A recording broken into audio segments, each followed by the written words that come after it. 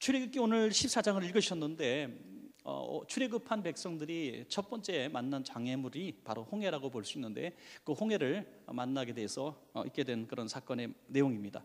430년 애굽에서 노예 생활을 하다 보니까 이들은 노예의 근성 속에 아주 사로잡혀 있었습니다. 1년도 아니고 10년도 아니고 430년이니까 애굽 사람들 속에서 살았기 때문에 정말 그들은 어떤 스스로 판단하고 또 스스로 개척해가는 것에 대해서 굉장히 정말 어떻게 보면은 어린아이들 같은 수준이라고 생각을 합니다.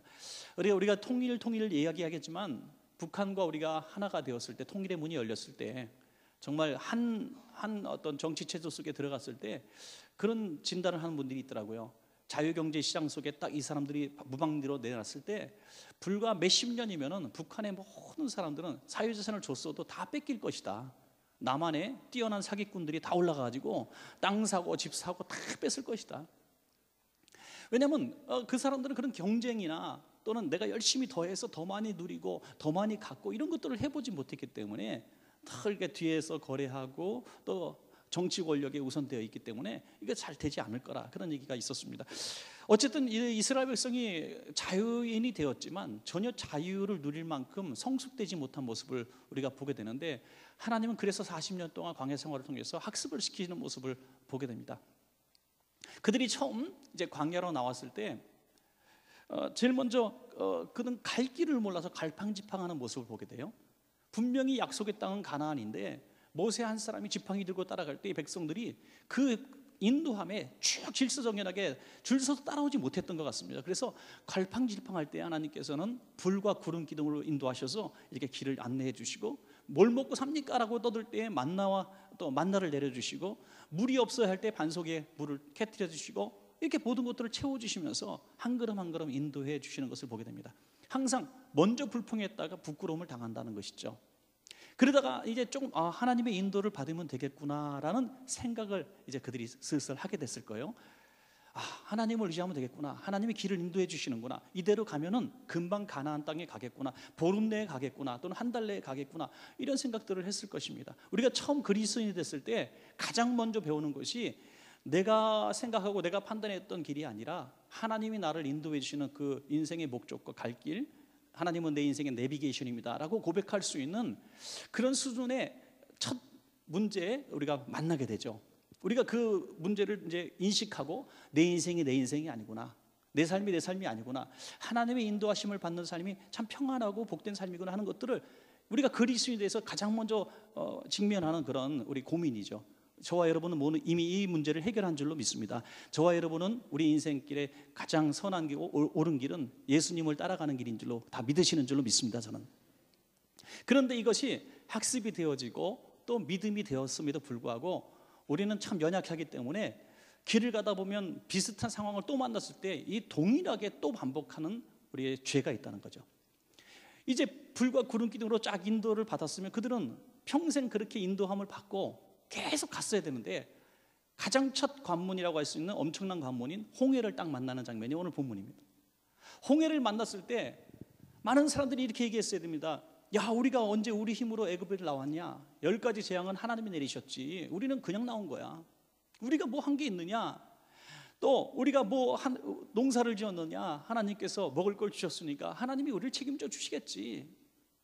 정말 배짱 있게 말을 했어야 됩니다. 뭐 하나님이 책임져 주세요, 우리는 모릅니다, 우리가 언제 나오자 그랬습니까? 하나님 도와주실 줄 믿습니다. 이래 됐는데 이스라엘 백성은 모세를 원망했다고 성경은 말씀하고 있습니다. 어떻게 원망합니까? 우리를 광야에서 죽게 하려고 우리를 끌어내느냐 이거죠. 홍해 앞에가 있고 뒤는 애국 군대가 쫓아올 때 그들은 전혀 지금까지 학습했던 것들이 물거품이 되고 맙니다. 여러분, 우리가 정말 제일 그러니까 제가 중국 갔을 때, 이번에 중국 집회 갔을 때 신학생들 앉혀놓고 또 성도들, 중국 성도들, 우리 지하교회 성도들 앞에 설교할 때 이제 뭐 많은 예화를 들고 또 많은 얘기를 했습니다만은, 이번에 전도사 받은 한 남자 신학생이 말씀 중에 제일 은혜 받은 말씀이 뭡니다 하면서 얘기하면서 양은 냄비, 뚝배기 그런 얘기를 하더라고요. 저는 그 많은 말씀 중에 했는데 그 말에 은혜를 받았으리라고는 저는 꿈에도 몰랐어요. 무슨 말이냐면 신앙의 종류 중에 뚝배기 신앙과 양은 냄비 신앙이 있다. 처음에는 막 받아들이고 뜨겁고, 야, 막 이게 정말 내 인생에 내가 이걸 왜 몰랐을까? 정말 내가 왜 교회를 안 다녔을까? 이게 정말 진리구나 해서 예수 처음 믿고 막 행복해하고 막 그런 모습이죠. 그런데 어떤 사람은 오랫동안 신앙생활을 해도 그렇게 뜨거움이 없어요. 막 갑자기 끓는 신앙이 없어요. 그렇지만 조금씩 데펴지는 1년이 돼서 하나씩 깨닫고, 5년 되면서 또 하나 깨닫고, 10년 되면서 또 하나 깨닫고, 이런 수준이라는 것이죠. 그런데 양은 냄비 신앙은 너무 빨리 데워졌기 때문에 너무 빨리 식는다는 거죠. 어제는 교회를 위해서 또 하나님의 영광을 위해서 순교할 것 같다가 다음 주에 교회를 왜 떠났냐 했더니 교회 줄을 섰는데, 식당에 줄을 섰는데 누가 새치기해서 시험에 들어서 교회를 떠났대. 뭐 어쩐 그럴 수도 있다는 거죠. 제가 그랬다는 게 아니라, 그게 양은 냄비 신앙이라는 거예요. 오늘 이스라엘 백성이 430년 노예 생활에서 나올 때에 춤을 추며 하나님을 찬양했습니다. 춤을 추며 하나님을 찬양해요. 만나가 내릴 때 만군의 하나님 여호와를 경배했을 것입니다. 그러나 홍해가 나오자마자 그들은 과거는 과거고 지금은 또 죽겠다는 거죠. 날마다 죽겠다 신앙은요, 날마다 죽겠다 합니다.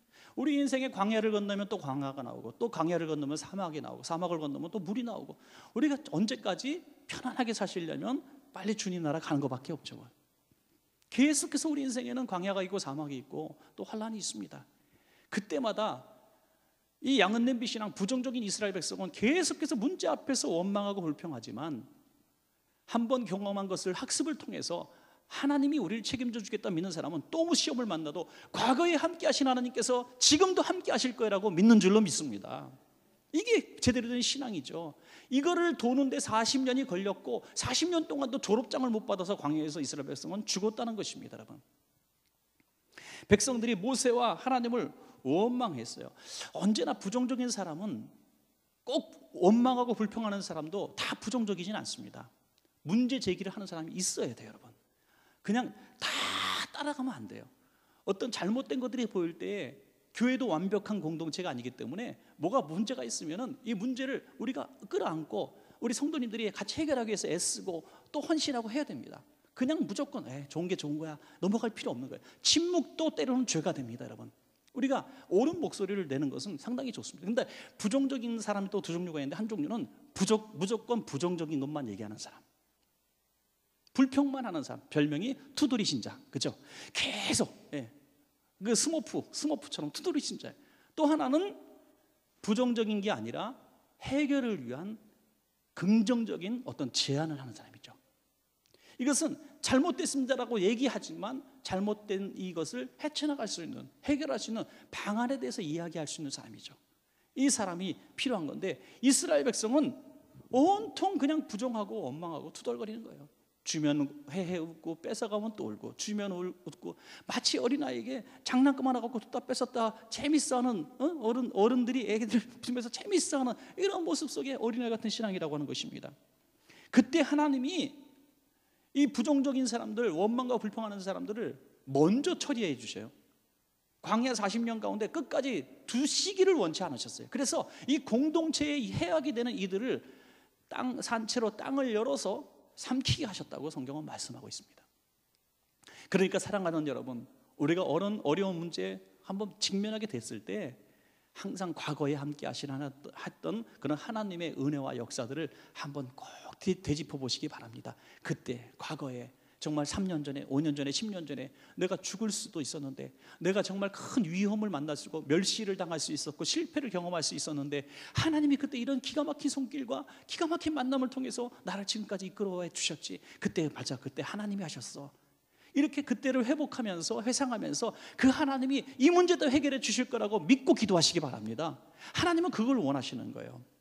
그러나 이스라엘 백성은 그렇지 못했던 것을 보게 됩니다. 그때 하나님이 내리신 처방이 무엇인가? 오늘 우리가 그런 믿음은 생기지 않고 그 시험 가운데 여전히 불평하는 마음이 생기려고 할 때에 우리가 할 수 있는 유일한 방법이 뭔가를 성경은 말씀하고 있어요. 그것이 뭐냐면 14절입니다. 여호와께서 너희를 위하여 싸우시리니 너희는 가만히 있을지니라. 가만히 있어라. 가만히 있어라. 침묵은 때로는 금이 된다 그래요. 그죠? 요즘에는 입만 그냥 다물면 본전 이상을 해요. 사실은 항상 사람이 고통을 당하는 거 보면 말 한 번 잘못해서, 말 실수해서 참으면 되는데, 좀 삭히면 되는데, 좀 견디면 되는데 항상 말로 이렇게 내가 이 말은 안 하려고 그랬는데, 그럴 때 그 말 하지 말아야 돼. 그냥 내가 이 말은 안 하려고 그랬는데 하는 그 한마디, 그거 안 하면 돼요. 그냥 내가 속이 터질 것 같으니까, 내가 억울하니까, 내가 분해 죽겠으니까 하면서 당신만 알아 하고 얘기한 게 다 알아주기를 원하는 우리의 심리 아닙니까 여러분? 그거 참으셔야 돼요. 부정적인 말, 원망하는 말, 불평하는 말 절대로 입술 열지 말고, 그때는 입을 때리시라고 했잖아요. 제가 때리라고. 빨래집게 모아요. 그럴 때 쓰는 거지. 딱 붙여버리세요. 하나님이 말씀하시잖아요. 너희는 가만히 있어라. 제발 좀 가만히 있어라. 가만히 있으면 내가 일하는 걸 볼 것이다 이거죠. 하나님의 마음이 얼마나 답답하실까요? 하나님이 항상 뭐냐면 레벨 따라서 말씀하시는 것 같아요. 신앙의 수준이 어느 바탕이 있는 사람은 기도해야 들어주시는데, 그것도 한 번 들어서 기도죠. 엘리야 같은 사람은요 7번을 머리 땅에 대고 7번을 기도할 때 비를 주셨어요. 위대한 하나님의 사람은 통곡하고 부르짖어야, 금식하고 부르짖어야 응답해 주시는데, 그렇게 보니까 믿음도 별로 없어 보이는 사람, 그냥 귀신 들린 아이 아버지 같은 거, 네가 믿는다고 좀 해라 제발 좀, 제발 믿는다고 좀 해라. 말 한마디, 제가 믿음 없음을 용서해 주세요. 그래 믿음으로 봐줄게. 이렇게 그냥 대충 넘어가면서 고쳐주시는 것 같잖아요. 그러니까 하나님은 우리의 믿음의 수준을 따라서 정말 하나님 크게 사용하실 요셉 같은 사람은 시험도 너무너무 많잖아요. 엄청난 연단을 통해서 하나님의 사람을 빚어가시는 모습을 보게 되는 것입니다. 그런데 믿음의 수준이 아직 연약하고 아직도 그런 뜨거운 어떤 수준의 신앙이 이르지 못한 사람이 할 수 있는 최선의 방법은 입을 다무는 것이에요. 침묵하는 겁니다. 입을 열면 불평하고, 입을 열면 원망하고, 입을 열면 비판하고, 입을 열면 저주하기 때문에, 입을 열면 복이 안 되기 때문에 입을 다무라. 침묵만 하면 내가 도와줄게. 이 수준의 이스라엘 백성이에요. 여러분, 우리는 그 수준은 저는 아니라고 생각을 합니다만은, 혹시라도 내가 입만 열면 실수가 나고, 일만 열면 후회가 되고, 집에 가서 저녁마다 내가 왜 그 소리를 왜 했을까 하면서 힘들어하는 분들이 계시다면 오늘 이 말씀에 교훈을 얻으시고 침묵을 배우시기를 주의 이름으로 축복합니다. 모세는 이미 이 침묵의 훈련, 내가 입을 다물면 하나님이 일하신다는 훈련을 부르심을 통해서 배우지 않았습니까? 이스라엘 백성이 고난당할 때 모세는 광야에서 40년을 연단받습니다. 나이가 80이 되었어요. 하나님께서 모세를 부르실 때 모세가 저는 못합니다. 그러면서 내가 누구간데 바로에게 가며 이 백성을 달라고 내가 말하겠습니까? 라고 얘기할 때 하나님께서 다 하신다고 아주 보충 설명까지 해주셨음에도 불구하고 그가 낸 유일한 핑계는 뭐냐면, 나는 말을 못합니다. 나는 입이 뻣뻣해요. 이게 대단한, 자기가 무슨 뭐랄까요, 해결사인 줄 알았던 것 같아요. 자기가 말로 조율이 있게 잘해가지고 바로랑 싸워서, 바로가 말싸움에 질 사람이니까 말로 질 것 같으면 칼로 쳐라, 딱 그럴 사람이죠. 그죠? 말로 뺏어 나올 수 있는 사람이 아니에요. 근데 자기는 입이 뻣뻣하다고 얘기했어요. 이게 모세가 안 하려고 했던 모습이죠. 그때 하나님이 말씀하신 게 뭡니까? 두 가지 얘기를 해주시죠. 말은 아론이 할 거고 능력은 내가 베풀 거야. 말은 네 형 아론이 할 것이고, 또 네 백성을 끌어내는 것은 재앙, 10가지 재앙을 통해서 내가 끌어낼 거야. 그 모세가 할 일이 뭐 있어요? 말도 안 하고 능력도 행치 않고 그냥 바로 앞에 가서 하나님이 나를 보내셨는데 백성을 풀어주시오, 말만 하라는 거예요. 그냥. 아니, 그 말도 아론을 통해서 시키라는 거예요. 그걸 왜 못합니까? 말도 다른 사람이 하고 능력도 하나님이 하시는데 왜 못합니까? 거기서 모세는 이미 나는 아무것도 할 수 없는데 하나님이 다 하실 것이라는 훈련을 철저히 받았습니다. 그랬기 때문에 이스라엘 백성 광야로 이끌어갈 때에 동일한, 이 학습이 되지 않았던 동일한 이스라엘 백성들의 이 모습을 보면서 가슴이 많이 아팠을 겁니다. 나도 이스라엘 백성을 끌어낼 때 나는 말 한마디 하지 않았고 아무런 능력도 베풀지 않았는데, 나는 가만히 있었을 뿐인데 하나님이 끌어내셨는데, 너희들도 제발 좀 가만히 있어라, 침묵해라.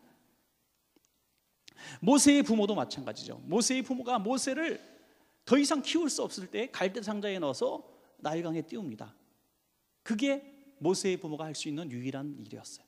미리암 누이가 할 수 있는 유일한 길은 그 모세 갈대 상자가 어디까지 가나 너무 정말 이 혈육의 정이 있어서 자기 어린 동생이 나일강에 정말 이 갈대 상자에 넣어가지고 둥둥둥 떠내려가는데 누가 짐승이 턱 치면 뒤집어지는데 얼마나 애타는 마음으로 쫓아갔겠어요. 정말 그 애절하지 않습니까, 여러분?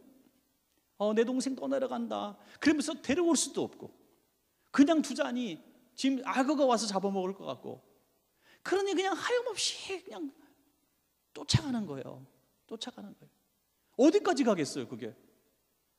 보이지 않을 때까지 가면 이제 집으로 돌아오겠죠. 그때 하필이면이 아니라 너무나 감사하게도 공주가 나와서 목욕을 하다가 이 갈대 상자를 보게 되고 연민의 애정을 느끼게 되고 이 아이를 어떻게 할까 하면서 행복한 표정을 지을 때 짠하고 나타나서 어머니 요게벳을 소개하지 않습니까? 자, 그러면 어머니가 한 유일한 일은 갈대 상자의 아들을 띄우는 것밖에 없었고, 이 미리암이 할 수 있는 유일한 방법은 그 순간 딱 등장을 해서 내가 좋은 유모를 소개시켜 줄게요 라고 말한 것밖에 없습니다. 하나님이 이 모든 각본에 감독이신 줄로 믿으시기 바랍니다. 내가 이렇게 되리라고 생각하고 계획하고 한 일이 아니라는 거예요. 내가 할 수 있는 것, 내가 할 수 있는 유일한 방법을 했을 뿐인데 이 모든 일들을 하나님이 이루셨다는 것입니다, 여러분. 그게 가만히 있는 수준이에요. 너무나 나대지 마라 하는 거예요. 나대지 마라. 예. 신앙생활을 너무나 우리가 열심히 하려고 하는 것 같아요. 너무나 열심히, 너무나 앞선 걱정을 많이 하는 것 같아요. 사랑하신 여러분, 내일 걱정하지 마십시오. 모레 걱정하지 마십시오. 내일 일을 우리가 어떻게 합니까? 하나님이, 과거에 함께 하신 하나님이 왜 내일은 우리를 버리시겠습니까? 하나님이 함께 하시기 때문에 앞으로도 우리는 함께 하실 것이기 때문에 올해는 절대로 입을 열어 부정적인 말이 나오게 할 때 입을 꼭 다물고 하나님이 하실 일을 오히려 차라리 기대하십시오, 여러분. 기대. 그럴 때 하나님께서 역사하여 주실 줄로 믿습니다. 혹시 감당 못할 어려운 일들이 오늘 있으면은 오늘 우리가 이 말씀을 꼭 기억하시고요. 하나님 어떻게 해요? 원망하고 불평하고 내가 무슨 죄를 졌습니까? 내가 신앙생활 잘했는데 왜 이따 일이 생겼습니까? 하나님, 내가 무슨 죄를 졌길래 이렇게 억울한 일을 당합니까? 하나님, 내가 뭘 잘못했습니까? 하면서 하나님 앞에 투덜하면서 원망하고 불평할 그런 상황이 생긴다면 오늘 말씀을 꼭 기억하시고요. 입을 꼭 다무시고 침묵하세요. 침묵하시면 하나님의 음성이 들려질 때가 옵니다. 내가 내 생각으로 뭐 해야 되겠다, 내가 뭐 좀 해야 되겠다라고 움직이기 시작하면 우리가 행하는 일들의 99%는 실패와 실수뿐입니다. 항상 내가 하려고 하면 실수뿐이에요. 제가 늘 건축을 하면서 철저하게 깨달은 것이 뭐냐면, 제가 하려고 했던, 내가 이렇게 하면 될 것이라고 했던 것이 되는 게 하나도 없더라고. 되는 게 하나도 없어요. 하나님이 하신다는 것을 하나님 보여주기를 원하십니다. 그러므로 하나님께 맡기세요. 그게 우리 인생에 가장 행복할 수 있는 비결이 될 줄로 믿습니다. 그렇다고 해서 우리가 막 사는 건 아니에요. 우리가 행하는 모든 일들 가운데 내가 최선을 다해서 내가 할 수 있는 일들을 해나가는 거예요. 마치 미리암처럼, 어머니 요게벳처럼 말이죠. 할 수 있는, 모세도 할 수 있는 유일한 일이 하나 있었습니다. 그게 뭡니까? 지팡이를 들어라. 모세가 할 수 있는 유일한 일은 지팡이를 들어라는 거예요. 이거 왜 못합니까? 지팡이 드는 거. 여러분, 지팡이 드는 거 왜 못합니까? 그걸 쫙 들었더니 홍해가 갈라진 줄로 믿습니다. 우리가 침묵하면 하나님이 말씀하십니다. 우리가 어떤 대화를 하려고 만났을 때 내가 말할 시간 좀 없고 계속 얘기하면요, 짜증나잖아요. 힘들잖아요.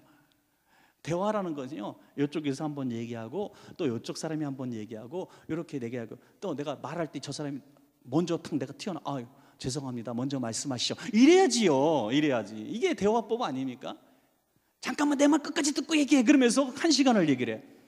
그런 사람은 하나님과 어떻게 대화가 되겠습니까? 침묵하면 하나님의 음성이 들려집니다.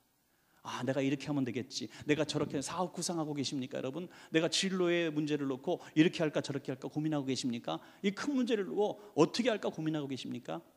기도는 열심히 해요. 주여 기도하고 예수님 이름으로 기도했습니다. 아멘하고 성경책 들고 일어났는데 1초야. 하나님 앞에 기도했으면 기도가 뭡니까? 대화인 줄로 믿으시면 아멘. 기도는 대화라는 거예요. 하나님께 내가 요청하고 아뢰었으면 이제는 하나님의 음성을 들을 준비가 되어 있어요. 하나님 어떻게 해야 되겠습니까? 어찌 보면 저는 진짜 기도는요, 우리의 기도 시간이, 우리의 말이 짧아야 저는 진짜 기도라고 생각합니다. 내가 기도국에 가서 1시간을 기도를 했어요. 1시간을 기도했으면 사실 주여라고 하고 한 30분을 침묵해도 돼요. 주여, 내가 이 아파서 왔습니다. 내가 이 문제를 가지고 왔습니다. 주여, 내가 너무 마음이 상해서 왔습니다. 하나님, 내가 진로 문제 너무너무 고민돼서 왔습니다 하고 눈물 한 두 방울 뚝 떨어뜨리고, 눈물이 굉장히 위력이 있거든요. 안 오면 이렇게 찔러가지고 한 두 방울 딱 떨어뜨리고 기다려요. 그냥 애들이요, 학교 갔다 와서 학교 잘 갔다 왔니? 그러면 침무룩하고 눈물 두 방울만 딱 떨어지면요, 부모는 뒤집어지는 거예요. 이제 근데 뭐 학교에 있었다고 선생님이 어떻고 뭐 이러면요, 아야 시끄러, 빨리 씻고 와, 이렇게 되지, 그죠? 그러니까 하나님 앞에 우리가 하나님의 음성을 듣고 하나님의 긍휼하심을 받는 비결을 우리가 배워야 돼요. 여러분, 하나님의 긍휼하심을 받는 사람이 최고의 복인 줄로 믿습니다. 여러분, 불쌍히 여김을 받아야죠. 불쌍히 여김을. 우리 하나님과의 우리 관계 속에서는 우리가 불쌍히 여김을 받는 것이 최고의 기도의 성공자입니다. 하나님께서 우리가 침묵하고 주님 어떻게 할까요? 라고 여쭤보면서 눈물 두 방울 딱 떨어뜨리면 하나님이 음성을 주시는 거예요. 그때 손을 들어라, 손을 들어라. 그때 손을 들면 응답이 이루어질 줄로 믿습니다. 오늘 이 말씀을 통해서 말씀을 정리해 보면 기다림은 성공의 저는 지름길이라고 봅니다. 침묵은 하나님의 음성을 듣는 가장 좋은 기도법이라고 믿습니다. 침묵을 통해서, 기다림을 통해서 절대로 죄에 덫에 걸리지 마시고, 하나님이 주시는 복의 문턱에서 좌절하고 쓰러지지 마시고, 하나님이 일하실 시간을 기다리시고 모든 영역 하나님 앞에 돌리시는 복 있는 여러분 되시기를 간절히 축원합니다.